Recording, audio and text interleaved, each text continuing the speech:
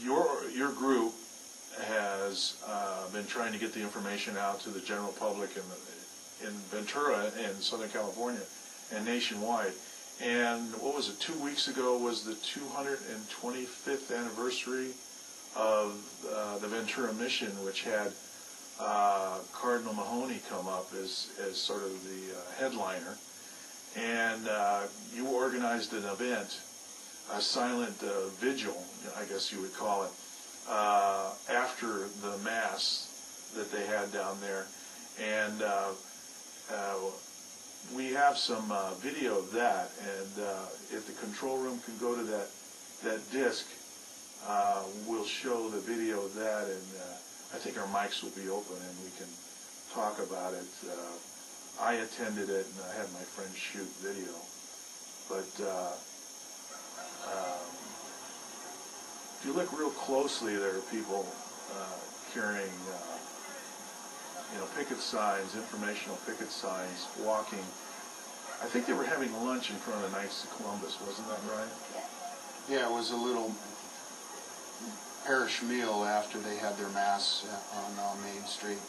And it was an informational event where flyers are being handed out and questions answered, because I think that several people got people talking about it, which I think that was a positive thing. One of the things that really surprised me is half of the people that I talked to knew nothing about the 3,850 dead underneath the 1922 schoolhouse. Now that's the Cardinal's assistant, and actually the Cardinal got one of your flyers. There's the Cardinal there. Talking to me. Oh, is that you, Robin? Yes. He said I misspelled his name, his last name. On the picket sign, you misspelled his name. And he said, you'll take care of that, right? And I said, yes. I thought he was teasing me, but he wasn't.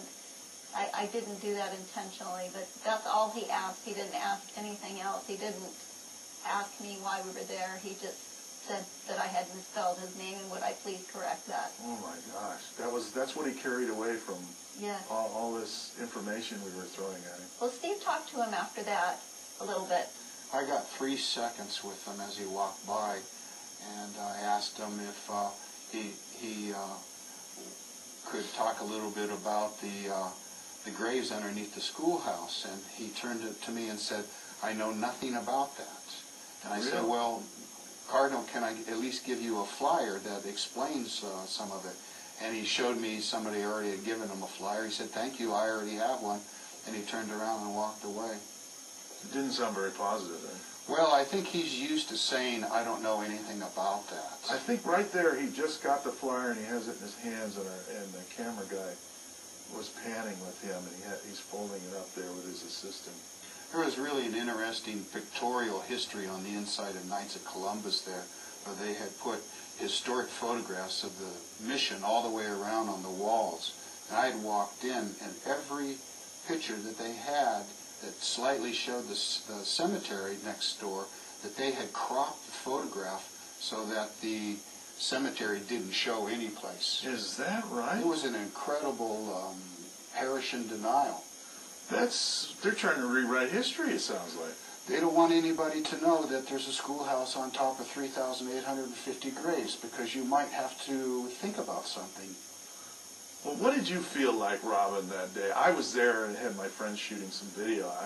I felt very emboldened, and I was sort of spoiling for a discussion with anybody who was talking to me. But how did you feel? Because you have family involved. Yes, I was the same as you. I was hoping for a discussion with somebody, and as we were walking down there, just feet from the Knights of Columbus Hall is, on the other side, is the Andrew Comstock Fire Museum, and he's buried there. He's my great-great-grandfather. Oh. He's a Civil War veteran, and he's buried at St. Mary's Cemetery, and there's a little fire museum right there where those people were eating. You know, I walked by there and saw that. Yeah, that was named after him. Yeah, I thought that was a great event. I think it got a lot of people involved, and but I don't know. It was interesting to see that the few people that talked to me were the young people, and they came up and asked questions. And now, of course, I don't know if I connected with them or not, but you know, I gave them the facts, and and I was trying to be very informational. But I thought it was kind of funny when we were standing there towards the end that the Knights of the Columbus sort of were trying to run us out of there. I thought that was kind of humorous. They were saying, "I'm going to have to ask you to leave." And that was my consensus also. It seemed like the older folks knew darn well what was going on and were in denial, but the younger people, up to 30, 35 years old, were very interested and really curious and absolutely shocked, saying, "Oh my gosh, what? They've never even heard this before." And that's what our picketing was all about, is to get the information out. I think a populace that's educated, that knows that your heritage has been desecrated and erased and eradicated, has to be told that, you do have a history. You did come from someplace. Mm-hmm. I'm pretty sure most of the flyers disappeared. A few people I talked to that had flyers, I don't think they had any left. I know a lot of them went out. And so, I guess baby steps is the name. What would you like, where do you go from here?